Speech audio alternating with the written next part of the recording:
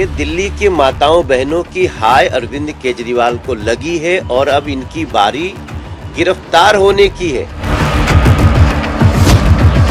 इस सब शराब घोटाले के मास्टरमाइंड और किंग पिन तो अरविंद केजरीवाल जी आप ही हैं। सीबीआई और ईडी को मिसयूज करने का किस्सा अरविंद केजरीवाल पे नहीं खत्म होगा। उन्होंने सोचा कि लीगल तरीके से, ईमानदारी से केजरीवाल को हराना मुश्किल ही नहीं, नामुमकिन है। अगर केजरीवाल आपके पार्टी में आ गए तो हरिश्चंद्र बन जाएगा। दिल्ली शराब नीति घोटाले में पूछताछ के लिए गुरुवार को यानी 2 नवंबर को दिल्ली के मुख्यमंत्री अरविंद केजरीवाल को प्रदर्शन निदेशालय ने बुलाया। ईडी के सवालों का जवाब देने से पहले ही केजरीवाल ने कहा कि पूछताछ के लिए भेजा गया नोटिस गैर कानूनी और राजनीति से प्रेरित है। उन्होंने कहा कि बीजेपी के कहने पर नोटिस भेजा गया, इसे इसलिए भी भेजा गया ताकि मैं 4 राज्यों में होने वाले चुनाव प्रचार न कर सकूं। नोटिस को तुरंत वापस लिया जाए। हालांकि आज वह ईडी के सामने पेश नहीं होने वाले। इसकी वजह ये है कि मध्य प्रदेश में चुनावी अभियान के लिए रवाना होने वाले हैं। दरअसल मध्य प्रदेश के सिंगरौली में अरविंद केजरीवाल और पंजाब के मुख्यमंत्री भगवंत मान का आज दोपहर रोड शो करने वाले हैं। दिल्ली शराब नीति घोटाले में आप नेता और पूर्व उप मुख्यमंत्री मनीष सिसोदिया फरवरी से ही जेल में बंद है। सिसोदिया की गिरफ्तारी के अलावा हाल ही में आपके राज्यसभा सांसद संजय राउत को भी ईडी ने गिरफ्तार किया। दिल्ली शराब घोटाले को लेकर ईडी का शिकंजा धीरे धीरे आपके कई नेताओं पर कसता जा रहा है। मनी लॉन्ड्रिंग मामले में आज ही दिल्ली के कैबिनेट मंत्री राजकुमार आनंद के ठिकानों पर ईडी ने छापेमारी की। वहीं राघव चड्ढा ने कहा कि ईडी ने 2014 से जितने मामले दर्ज किए हैं उनमें से 95% विपक्षी नेताओं के खिलाफ दर्ज हुए हैं।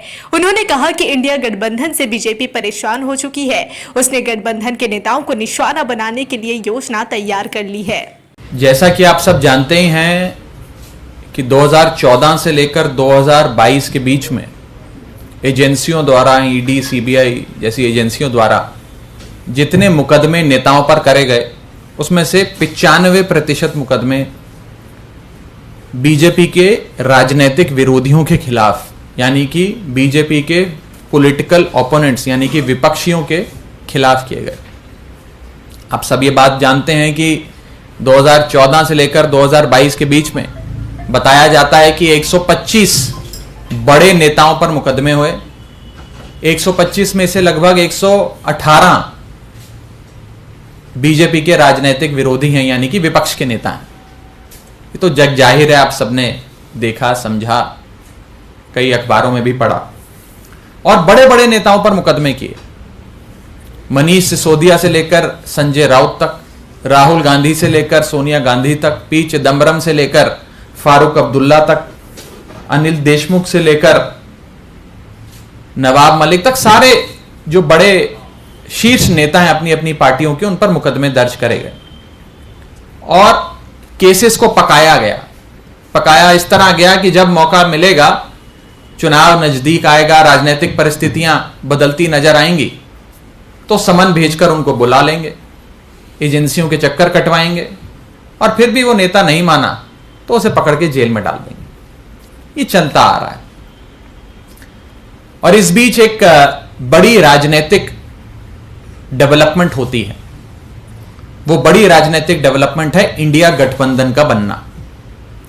इंडिया गठबंधन के बनने से भाजपा पूरी तरीके से डर गई, घबरा गई और भाजपा को यह समझ में आ गया कि अभी तक वो ये तमाम पार्टियां अलग अलग चुनाव लड़ती थी, वोट बढ़ जाता था तो बीजेपी सीटें जीत जाती थी, सरकार बना लेती थी।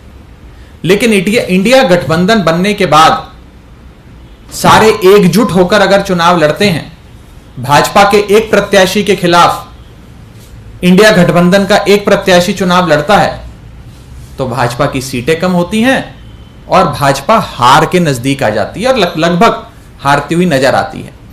यह डर कहीं ना कहीं बीजेपी को सता रहा है और इसी के चलते हमारे सूत्र हमें बताते हैं कि एक योजना बनी है।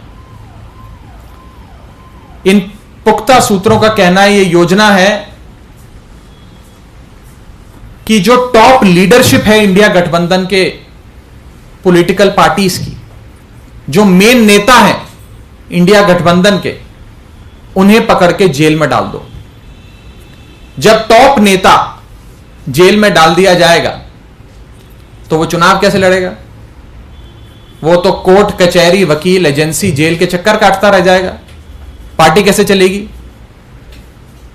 तो यानी कि अगर इंडिया गठबंधन के एक एक नेता को, जो शीर्ष नेता है, टॉप लीडरशिप है पार्टी की, या पार्टी का मेन मुखिया है, मेन अध्यक्ष है, अगर उसे ही पकड़ के जेल में डाल दोगे तो रेस में तो अकेले भाजपा दौड़ेगी और अकेले ही जीत जाएगी।